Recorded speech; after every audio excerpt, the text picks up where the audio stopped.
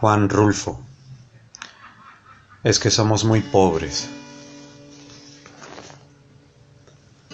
Aquí todo va de mal en peor.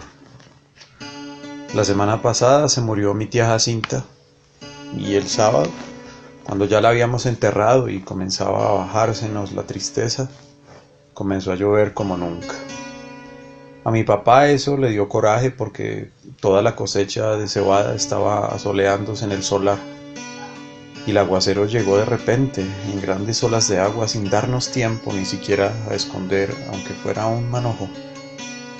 Lo único que pudimos hacer todos los de mi casa fue estarnos arrimados debajo del tejabán, viendo cómo el agua fría que caía del cielo quemaba aquella cebada amarilla tan recién cortada.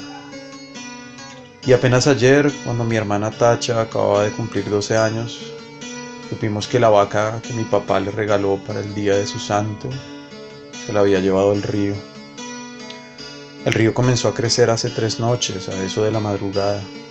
Yo estaba muy dormido y, sin embargo, el estruendo que traía el río al arrastrarse me hizo despertar enseguida y pegar el brinco de la cama con mi cobija en la mano, como si hubiera creído que se estaba derrumbando el techo de mi casa.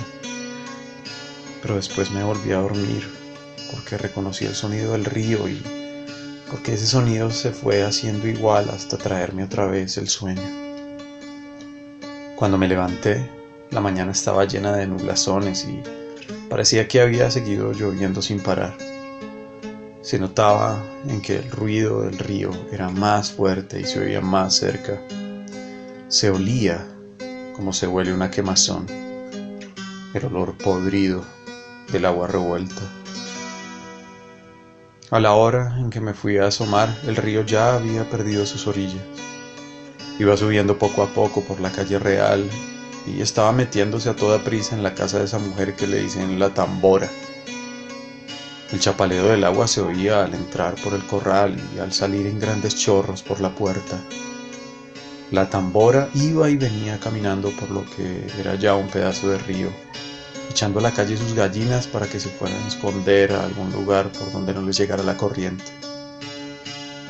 Y por el otro lado, por donde está el recodo, el río se debía de haber llevado quién sabe desde cuándo el tamarindo que estaba en el solar de mi tía Jacinta, porque ahora ya no se ve ningún tamarindo.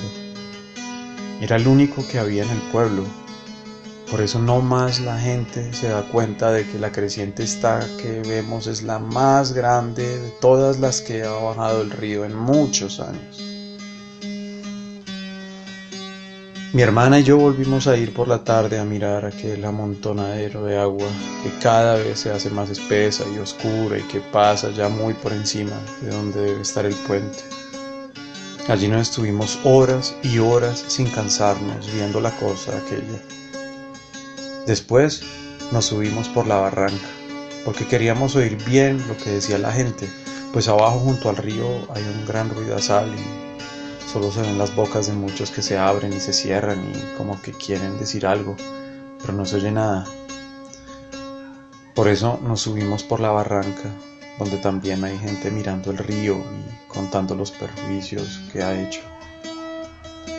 Allí fue donde supimos que el río se había llevado a la Serpentina, la vaca esa que era de mi hermana, Tacha, porque mi papá se la regaló para el día de su cumpleaños, y que tenía una oreja blanca y otra colorada y muy bonitos ojos.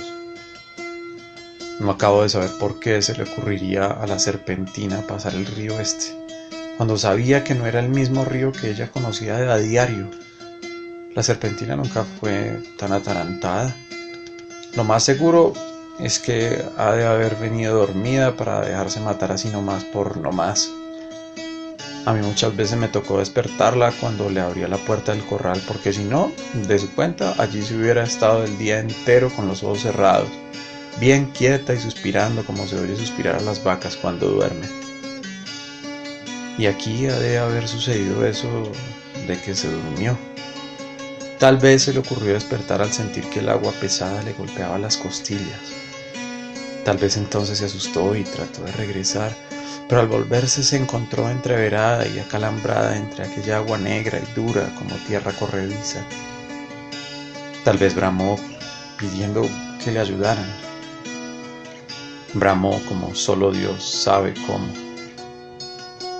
Yo le pregunté a un señor que vio cuando la arrastraba el río si no había visto también al becerrito que andaba con ella. Pero el hombre dijo que no sabía si lo había visto. Solo dijo que la vaca manchada pasó patas arriba muy cerquita de donde él estaba y que allí dio una voltereta y luego no volvió a ver ni los cuernos, ni las patas, ni ninguna señal de la vaca. Por el río rodaban muchos troncos de árboles con todo y raíces, y él estaba muy ocupado en sacar leña, de modo que no podía fijarse si eran animales o troncos los que arrastraba. No más por eso, no sabemos si el becerro está vivo o si se fue detrás de su madre río abajo. Si así fue, que Dios los ampare a los dos. La apuración que tienen en mi casa es lo que pueda suceder el día de mañana, ahora que mi hermana Tacha se quedó sin nada. Porque mi papá con muchos trabajos había conseguido a la serpentina, desde que era una vaquilla, para dársela a mi hermana, con el fin de que ella tuviera un capitalito y no se fuera a ir de piruja como lo hicieron mis otras dos hermanas, las más grandes.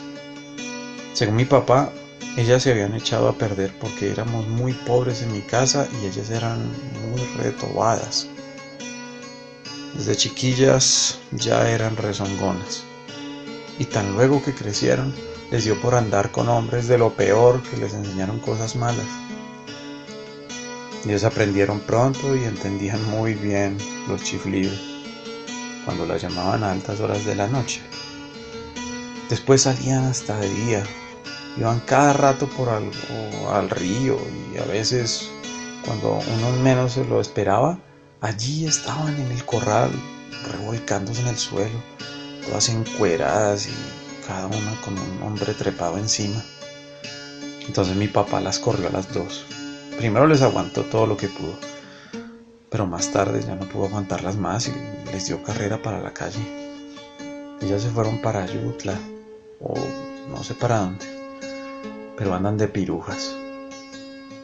Por eso le entra la mortificación a mi papá ahora por la Tacha, que no quiere vaya a resultar como sus otras dos hermanas, al sentir que se quedó muy pobre viendo la falta de su vaca, viendo que ya no va a tener con qué entretenerse mientras le da por crecer y pueda casarse con un hombre bueno, que la pueda querer para siempre. Y eso ahora va a estar difícil. Con la vaca era distinto, pues no hubiera faltado quien se hiciera el ánimo de casarse con ella, solo por llevarse también aquella vaca tan bonita. La única esperanza que nos queda es que el becerro esté todavía vivo. Ojalá no se le haya ocurrido pasar el río detrás de su madre, porque si así fue, mi hermana Tacha está tantito así de retirada de hacerse piruja. Mi mamá no quiere. Mi mamá no sabe por qué Dios la ha castigado tanto al darle unas hijas de este modo, cuando en su familia desde su abuela para acá nunca ha habido gente mala. Todos fueron criados en el temor de Dios y eran muy obedientes y no le cometían irreverencias a nadie. Todos fueron por el estilo. Quién sabe de dónde les vendría a ese par de hijas suyas aquel mal ejemplo. Ella no se acuerda. Le da vuelta a todos sus recuerdos y no se ve claro dónde estuvo su mal o el pecado de nacerle una hija tras otra con la misma mala costumbre. No se acuerda. Y cada vez que piensa en ellas llora y dice que Dios las ampare a las dos. Pero mi papá alega que aquello ya no tiene remedio. La peligrosa es la que queda aquí, la Tacha, que va como palo de ocote, crece y que ya tiene unos comienzos de senos que prometen ser como los de sus hermanas, puntiagudos y altos y medio alborotados para llamar la atención. Sí, dice, les llenarán los ojos a cualquiera donde quiera que la vean y acabará mal, como que estoy viendo que acabará mal. Esa es la mortificación de mi papá. Y Tacha llora al sentir que su vaca no volverá porque se la ha matado el río. Está aquí, a mi lado, con su vestido color de rosa, mirando el río desde la barranca y sin dejar de llorar. Por su cara corren chorretes de agua sucia, como si el río se hubiera metido dentro de ella. Yo la abrazo tratando de consolarla, pero ella no entiende. Llora con más ganas. De su boca sale un ruido semejante al que se arrastra por las orillas del río, que la hace temblar y sacudirse todita, y mientras la creciente sigue subiendo. El sabor a podrido que viene de allá salpica la cara mojada de Tacha, y los dos pechitos de ella se mueven de arriba a abajo sin parar, como si de repente comenzaran a hincharse para empezar a trabajar por su perdición.